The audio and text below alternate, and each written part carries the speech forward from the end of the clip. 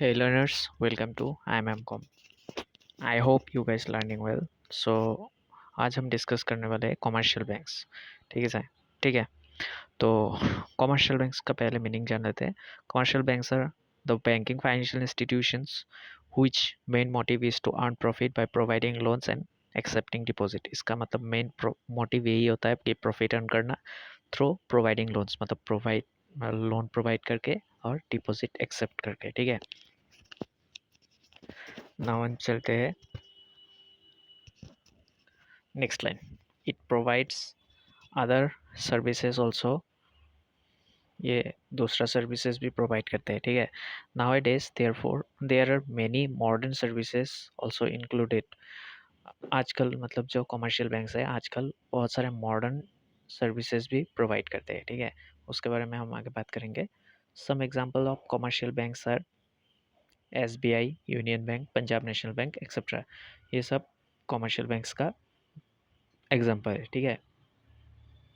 Next हम चलते हैं functions. There are many functions of commercial banks, some of them are discussed below. मतलब commercial banks का function यहाँ पे डिस्कस किया गया है। ठीक है। Functions of commercial banks divided into 3 parts. 3 parts में डिवाइड किया गया है कमर्शियल बैंक्स के फंक्शंस को। ठीक है। पहला जो टाइप है वो है, मतलब पहला जो पार्ट है वो है प्राइमरी फंक्शन। ठीक है। प्राइमरी फंक्शन मतलब जो उसका मेन फंक्शन होता है। ठीक है। कमर्शियल बैंक्स का जो मेन फंक्शन होता है वो यहाँ पे है एक्सेप्टिंग डिपॉजिट, मतलब कस्टमर से जो भी पैसा आता है उसको एक्सेप्ट करना। ठीक है। Accepting deposit is the main function of commercial banks. ये मेन फंक्शन है कमर्शियल बैंक्स का। These deposits are major source of funds that banks invest to give loans and keep liquidity. ये जो डिपॉजिट्स एक्सेप्ट करते हैं यही major source होता है, मतलब यही इसी से ही मतलब बैंक्स इन्वेस्ट करता है टू लोन्स, मतलब लोन देने के लिए इन्वेस्ट करता है और एज ए लिक्विडिटी भी रख देता है। लिक्विडिटी क्यों रखता है? अगर मान लीजिए आप है ना 10,000 रुपये बैंक में जमा किया। ठीक है। तो अगले ही दिन आपको 8,000 रुपये चाहिए। तो बैंक तो ऐसा नहीं कि आपका सारा 10,000 रुपये किसी को मतलब एज ए लोन प्रोवाइड कर देगा। फिर आपको रिटर्न रिटर्न भी तो करना पड़ेगा ना। तो इसके लिए वो एक मतलब जो भी आपने डिपॉजिट किया उसका 1% एज ए लिक्विडिटी रख देता है। ठीक है। तो ऐसे ही बहुत सारा कस्टमर्स का 1% ऐसे लिक्विडिटी रख देता है जिससे कि उसके पास बहुत सारा लिक्विडिटी जमा हो जाता है। ठीक है। अब अगर मान लीजिए सारे कस्टमर्स एक साथ अगर पैसा मतलब निकालने जाएंगे बैंक से, तो तब बैंक नहीं कर पाएगा क्योंकि उतना सारा लिक्विडिटी होगा ही नहीं बैंक में। ठीक है। तो नेक्स्ट हम चलते हैं commercial banks accept deposits through various accounts. मतलब कमर्शियल बैंक्स जो है वो बहुत सारा अकाउंट्स के थ्रू पैसा डिपॉजिट एक्सेप्ट करता है। ठीक है। और पहला है सेविंग्स अकाउंट। आप लोगों को पता ही होगा सेविंग्स अकाउंट, लगभग मतलब आप लोगों के पास होगा ही एक सेविंग्स अकाउंट, होता ही है सबके पास। ठीक है। तो उसके बाद है fix deposit account. Fix deposit में मतलब एक फिक्स टाइम के लिए डिपॉजिट किया जाता है पैसा। ठीक है। इसमें इंटरेस्ट रेट सेविंग्स से थोड़ा सा ज़्यादा होता है। ठीक है।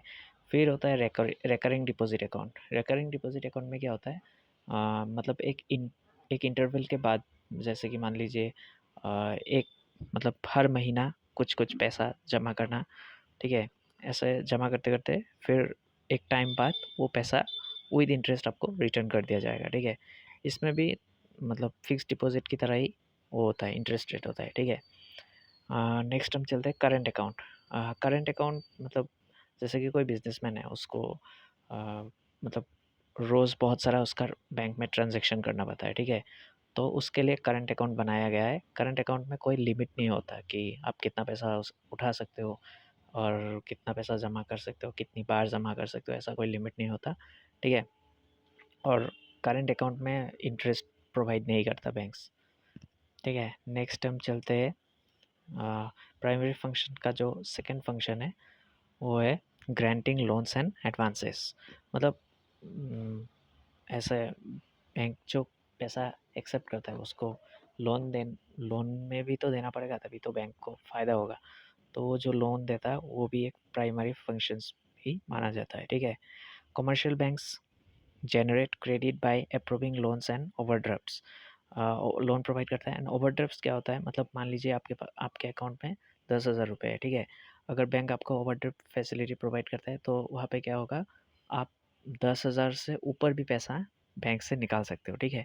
और जो 10,000 के ऊपर जितना भी पैसा आप बैंक से निकालोगे, उस पैसों के ऊपर आपका इंटरेस्ट लगेगा, ठीक है। ये एक तरफ का लोन ही है, ठीक है। बस आप जितना पैसा जमा रहता है उससे ज़्यादा पैसा बैंक से ले सकते हो, मतलब उठा सकते हो, ठीक है। This addition to the money supply lands to stimulating the growth of the economy. ये मतलब मनी सप्लाई प्रोवाइड करता है मेनली, बैंक्स इकोनॉमी में मनी सप्लाई प्रोवाइड करने का एक मेन सोर्स है, ठीक है। This enables banks to act as a intermediate in the capital formation and investment that are essential to economic growth. Banks mainly यहाँ पे ये एकदम असली रोल इसका जो है, ठीक है, ये है कि ये एक मतलब इंटरमीडिएट, मतलब एक बीच का, मतलब ऐसा इंसान या फिर बीच का एक इंस्टीट्यूशन बोल सकते हो आप। बीच का एक इंस्टीट्यूशन जो डिपॉजिट्स का पैसा लोगों से लेके उस पैसे को जो भी नीडी बोरोवर्स है, मतलब जिसको कैपिटल फॉर्मेशन के लिए चाहिए और फिर इन्वेस्टमेंट के लिए चाहिए, वहाँ पे वो प्रोवाइड कर देता है, ठीक है। और ये एसेंशियल भी है इकोनॉमिक ग्रोथ के लिए। सो आज के लिए यही तक रहने देते हैं। आज हम लोग में पढ़ा मीनिंग एंड प्राइमरी फंक्शंस, ठीक है। इसके बाद हम पढ़ेंगे secondary function and modern function भी पढ़ेंगे, ठीक है। वो हम अगले वीडियो में कवर करेंगे, ठीक है। तो आई होप आपको वीडियो अच्छा लगा होगा। If you like the video please like it, subscribe my channel and share to your friends. Thank you for watching. Bye.